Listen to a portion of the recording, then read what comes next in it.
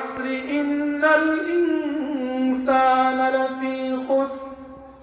হে দুনিয়ার মানুষ সকল, আমি তোমাদেরকে সময়ের গুরুত্ব বুঝিয়ে বলতেছি, সময়ের তোমরা মূল্যায়ন করো এবং দুনিয়ার এই হায়াতের মধ্যে আমার সামান্য টুটাফাটা আমল করার পরে ক্ষান্ত হয়ে যেও না, বরং তোমাদের এই হায়াত শয়তানের ধোঁকার কারণে, প্রতারণার কারণে প্রতারিত যখন হয়ে যাবে, তখন তোমরা সকলে ক্ষতিগ্রস্তের মধ্যে পড়ে যাবে।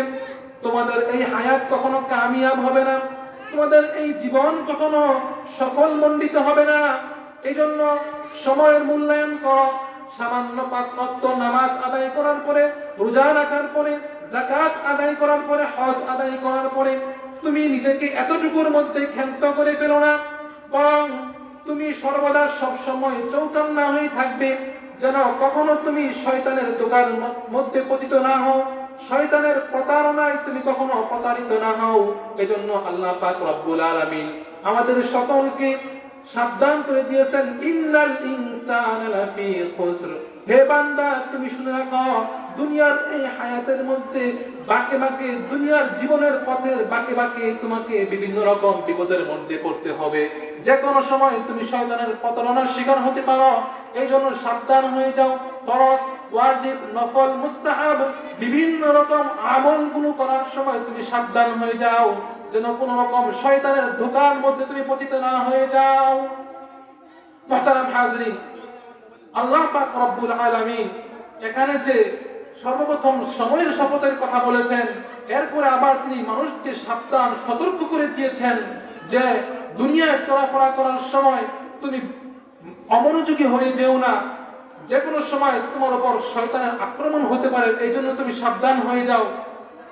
এবং তিনি বলেছেন, মানুষের এই জীবন, এই হায়াত, প্রত্যেক মানুষের ক্ষতিগ্রস্তের মধ্যে রয়েছে। এখন কথা হচ্ছে, এই ক্ষতিগ্রস্ত থেকে আমরা কিভাবে বাঁচতে পারব। এর পরবর্তীতে আল্লাহ পাক রব্বুল আলামিন লাগাতার 4টি কর্মসূচির কথা বাতলিয়ে দিয়েছেন, যে বান্দা দুনিয়াতে আসার পরে সে তো ক্ষতিগ্রস্তের মধ্যে থাকবে, শয়তানের ধোঁকার মধ্যে পড়ার কারণে, পতিত হওয়ার কারণে।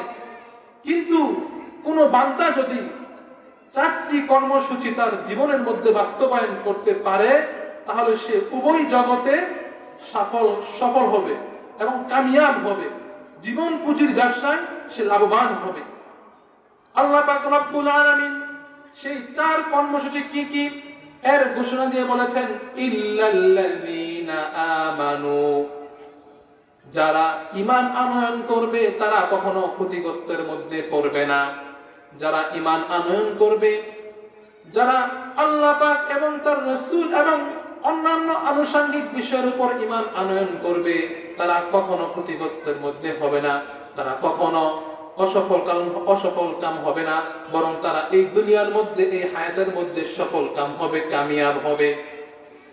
এরপর আল্লাহ পাক রব্বুল আলামিন বলেছেন, ওয়া আমিলুস সালিহাত, ঈমান আনয়ন করার পরে যারা নেক আমল করবে, আমলে সালেহা করবে, এই সকল ব্যক্তিরাও কখনো ক্ষতিগ্রস্ত মধ্যে পড়বে না, কখনো ক্ষতিগ্রস্ত হবে না।